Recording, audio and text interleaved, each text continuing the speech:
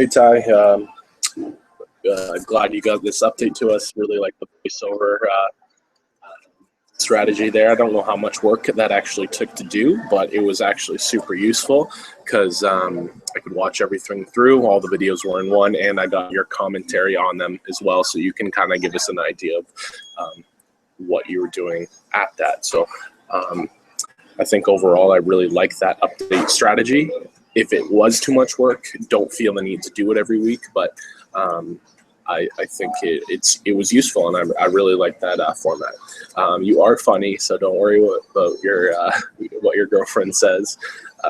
I'm not a fan of the blue pants, though. You're funny, but I'm not a fan of the blue pants.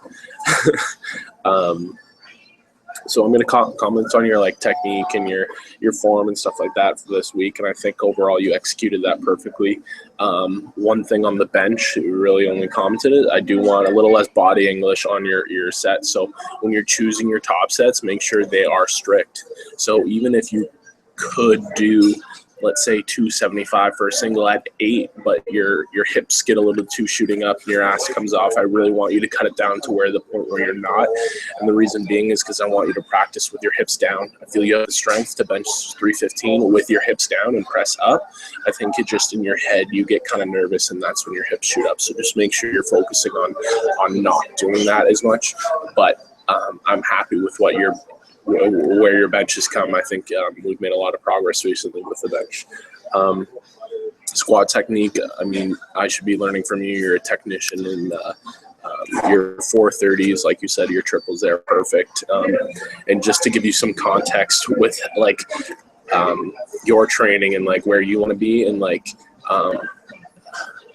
comparing to Willie Lamb and all those things, right now I'm pretty much doing the same program you are for squats, same volume, same everything, working weight. My working weight this last Friday session for 5 sets of 3 was 445, and you're at 430 on a deload. So next week you're going to be at 440. So in context, more isn't necessarily always better. So if you compare your volume to someone else's volume, you don't know. There's no context there. You don't know what sort of fatigue levels they're at, and how their training is structured, anything like that. So I wouldn't really be too concerned, because you are doing the same working weights as I squat 262 and a half. So you're doing the same weights this week as I did last week. So that should give you some context, and you should feel fairly proud of yourself for having the work capacity at those weights. So good job overall. Pulls, I think you're finding your groove with them, and I don't have much to say about them other than good job.